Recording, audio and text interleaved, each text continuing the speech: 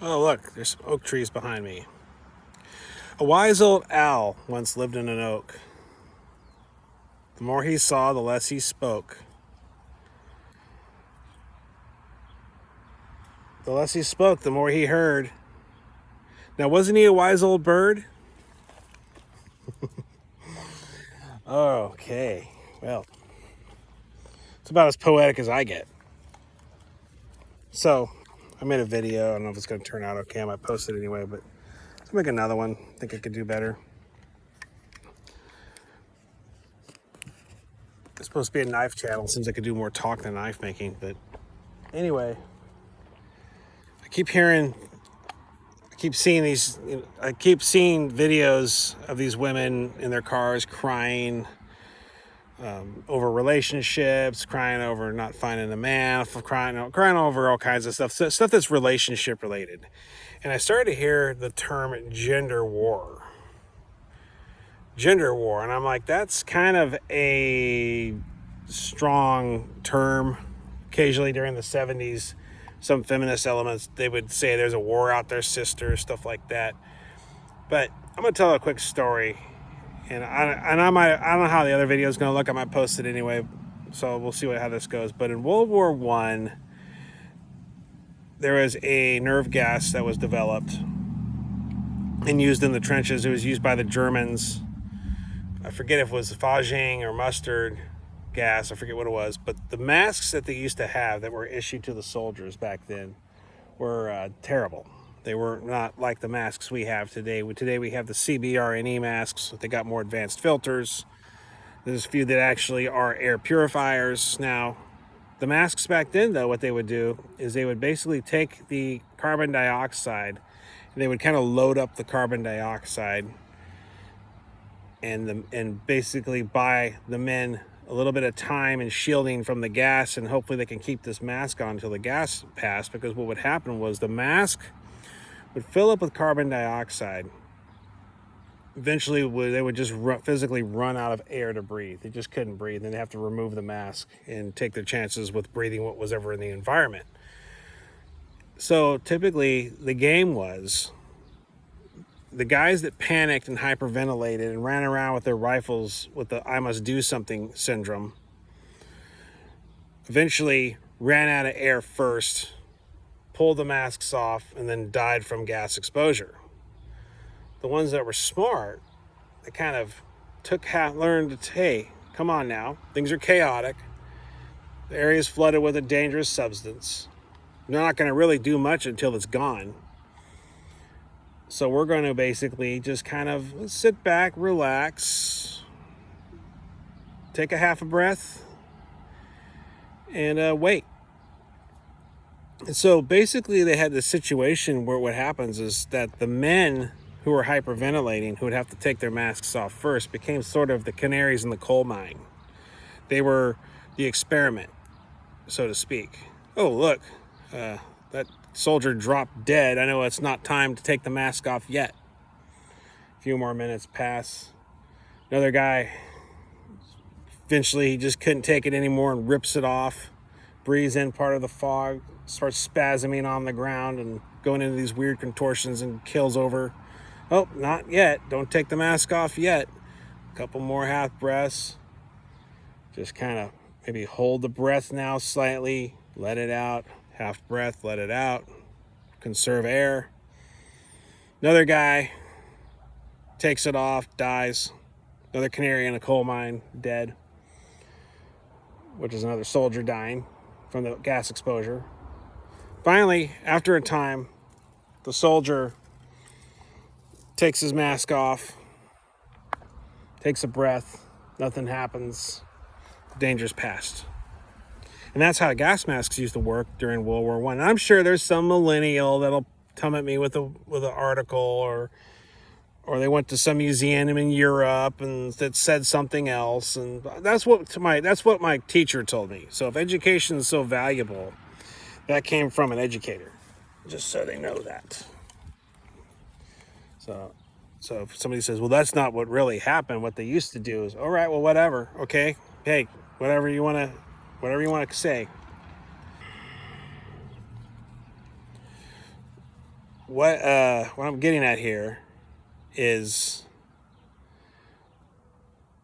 the divorces and the allegations, false allegations, or real or whatnot, the situations men get put into with other women, courting women, having relations with women, etc. That's the gas. That's the aftermath. That's the gas. Back in the 80s and the 90s, when guys just kind of played the game like it was meant to be played, and earlier, that was the old mask. That was the false sense of security. But now, we have all these case studies. But I have friends of mine that, went through a divorce after 10 years of marriage and got to experience a little bit of serenity, a house, 2 cars, a couple kids, just to basically have it all removed. And they're almost not even allowed to say anything about it. Sure. Yeah. Okay. Let's get this over with. No sense in screaming my head off. I'll look like a buffoon.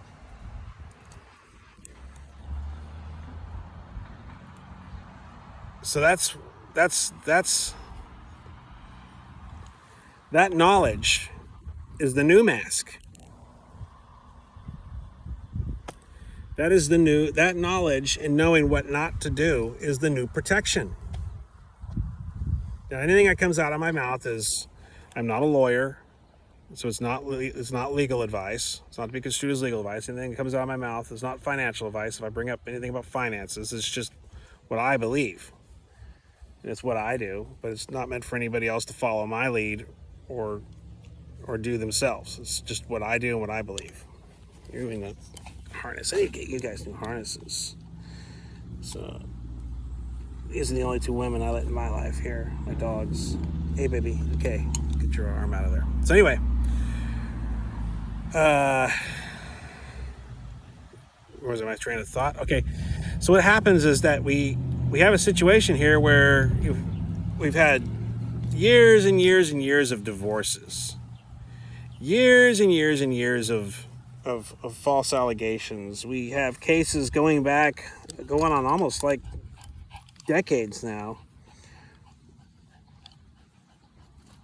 The first time I heard of it was about 2004-ish, where men who didn't even have the baby are now being tapped for child support. I know a case where a guy says, it's not even my kid and I'm paying on him. So we've got these cases, these situations that have come out now where, well, we have the knowledge. We have the new protective gear. We know what not to do. We know not to get into relationships with these women. We know what the solutions are, and the solutions are the solutions and the knowledge are the new mask. The solution and the knowledge are the new protections. So I know basically that if I were to get married, there's a chance that I could probably literally lose half of my money. Or if I were to hypothetically date a single mom and take the kid fishing a couple times or take the kid out to ice cream a couple times, I could potentially have problems there. And I'm a father figure, I might have issues there. And I know the new protections are stay away from these women. That's the new mask. That's the new gas mask. The gas is the aftermath of a horrible divorce or false allegation or having to pay some sort of money. And the new mask is the knowledge and the avoidance, how to avoid it. Now, does it suck?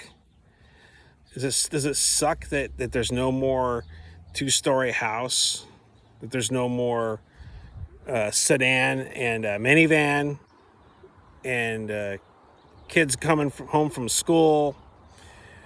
Does it suck that our lives aren't like episodes of Different Strokes or Family Ties? Does it suck? It kind of does suck.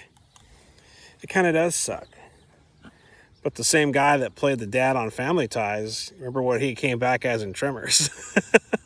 A survivalist. And he was married to, the lady that was played by Reba McEntire. And what did he do? He moved out into the desert, and everybody laughed at him until the big worms came underground. But that's a different movie. That's a different franchise. But anyway, the we've seen the damage. We've seen the damage. I know of cases where a guy who got a divorce, she brought up some joke he made 5 years later and got a restraining order against him. I know one guy personally who says he's paying on a kid that's not even his.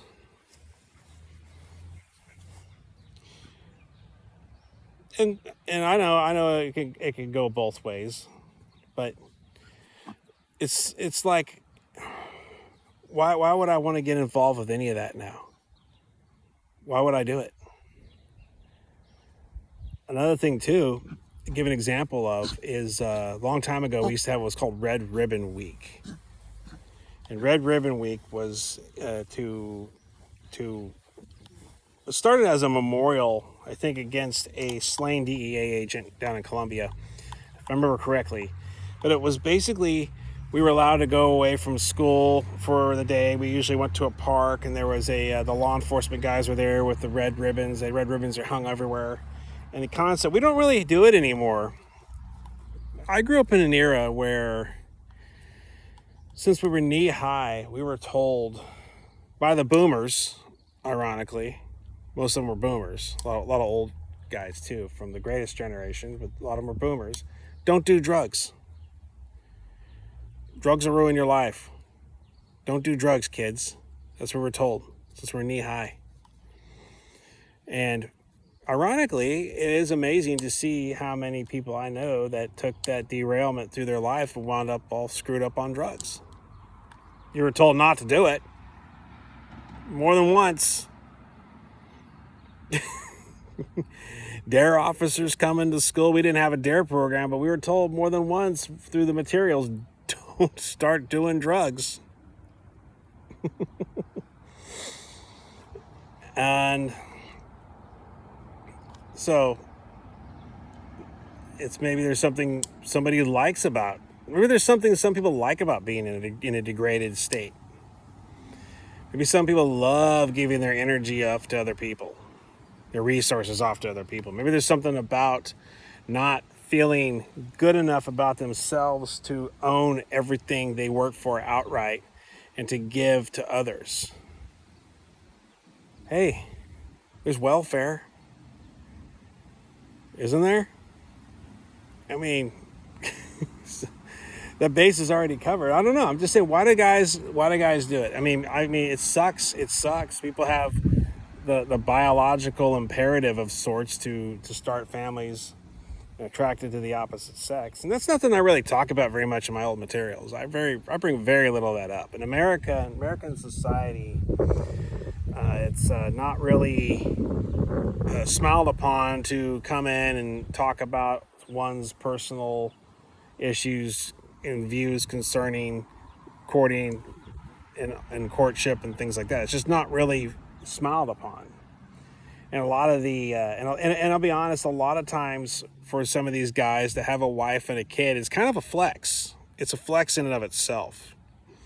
It's basically like, to a boss, having the family means that the guy won't run off and change jobs all of a sudden. He has to more or less be there because he's taking care of the family. It might actually help getting employment, being married and having kids. It means the guy had enough game to talk a woman into having children with him. Maybe that's kind of a good sign.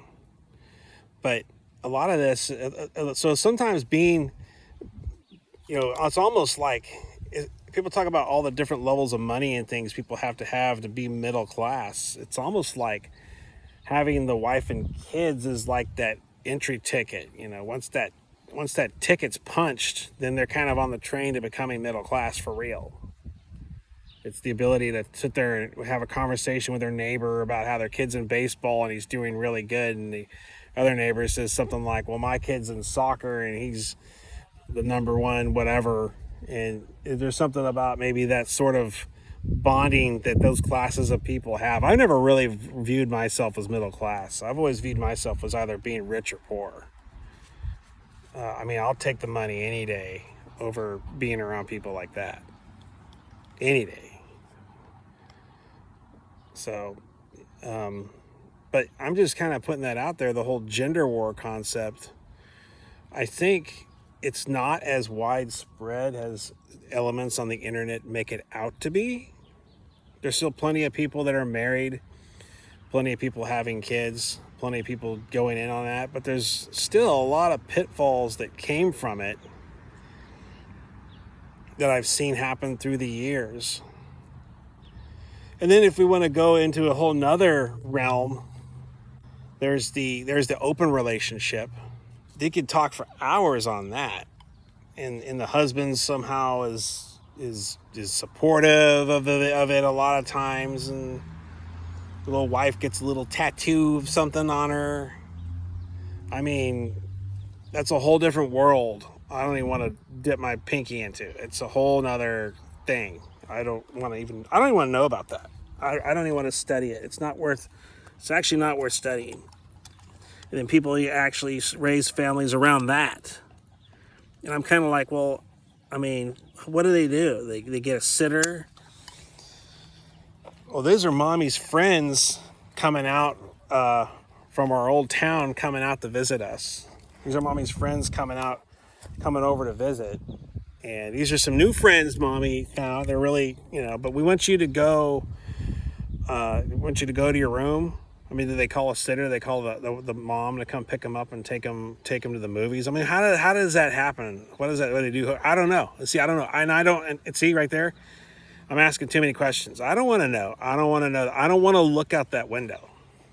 I don't want to see that. I don't want to know that, because I have my objectives that I'm focused on, and my personal mask is the markets. That's my mask. That's my mask to help against the poison that's out there. The old World War I mask that everybody's using in the 1990s was found to be faulty. A few guys took their masks off early, and I seen what happened to them. I've seen what befell them. I've seen what they had to go through. But it's okay, because through that I've gotten a new mask, and I have new protections, and I have a new ability to keep myself somewhat safe. And that means, for me, not if it's a single mom, not having anything to do with her kids. If it's a woman wanting children, realizing that, hey, this is the ultimate objective. I mean, I've had cases. There's been cases where I come along and they couldn't figure out. Well, she just seems like she's so infatuated with you. And I said, you know why? Because she's good for one more kid, and the party has to keep going. They got to keep the party going.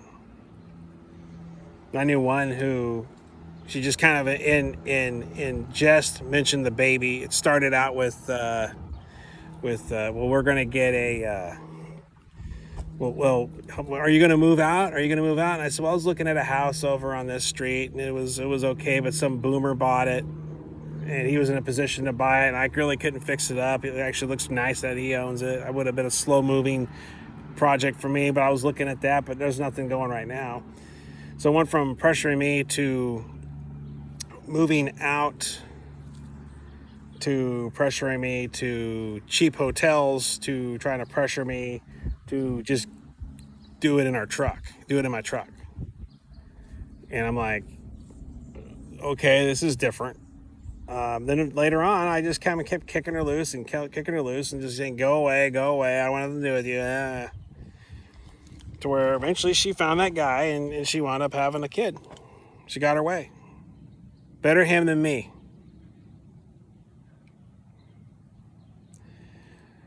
So there's that.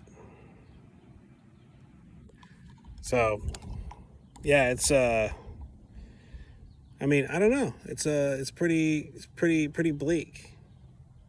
Now, is that the new world order? Is that just some old guy that doesn't want to give me a job opportunity early on, so I never became a member of the middle class? Because there's two things that I'm racing against here. I'm racing against time, that I only got so many years that I could be an energetic worker and handle those odd hours and those odd shifts and become established. And I got money, which is the ability to spread that money out to buy, like, say, the 2-story house, to pay for the private school, to put the kids into sports or other interests, to buy the wife the extra car, maybe a couple other goodies she wants. See, it's like, happy wife, happy life. It's like, well, okay, but it's like either way, don't both kind of come with their own form of misery?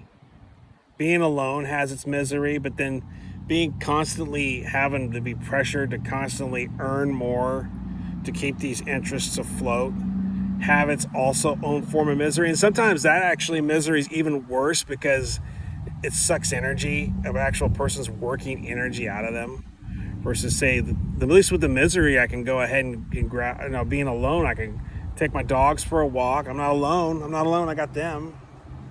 I can read a book. There's things I can do, as to where with the other misery, I got these people around me, but in the end, it's still transactional. I'm being pressured to go to work to keep this lifestyle and this image up for this person, get that funding to create that lifestyle for somebody or a group of people. And they both have their disadvantages, and they both have their advantages. At the end of someone's life, a person has a family, they got someone to look out for them. But they also got someone there already planning, what am I going to get after he kicks off? Well, are we going to sell the house? Or are we going to how much of it am I getting? Is it going to be a trust? Is it going to be inheritance I have to pay taxes on? What am I getting out of this? So there's that disadvantage too. Everybody thinks, well, you're surrounded by your family when you die. Well, that's not really true. If I raise a successful son, he could be doing his corporate job out in Florida because I managed to send him to school. Maybe he doesn't have time to go see dad on his deathbed. Gosh darn it, he'll be there for the reading of the will. Guarantee that. He'll take a vacation and come out for the reading of the will. Oh, I'm so happy. He hugs his sister. Oh, yeah. Oh, I thought I would have got a little more. You didn't send me to an Ivy League. I thought I would have got a little more. I mean, they all have their advantages and their disadvantages. And at the end of the day, we're all kind of going to the same place anyway. That's what we could say.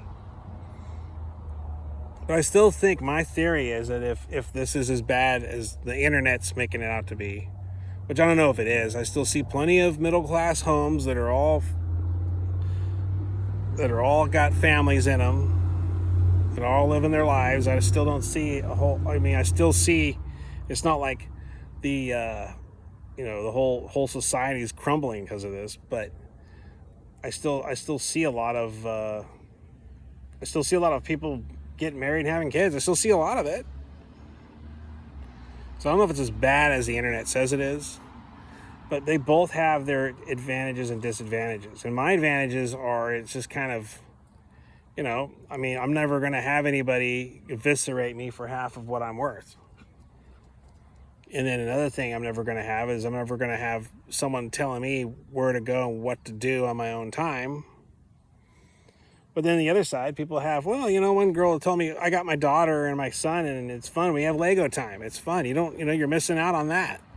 You're missing out on the Lego time. So there's that too. There's both advantages and disadvantages to either situation. But the disadvantages are I've seen it so many times where the guy just gets hung out to dry. And I met some guy who's, I go to a friend's house or something, and he has his beer and whatever, and he's just so happy because his divorce is finalized today. And I'm like, I don't know. I guess I'm happy for you. I don't know. Maybe why go down that path to begin with? It's kind of like it's kind of like why join a gang in your 50s or 60s?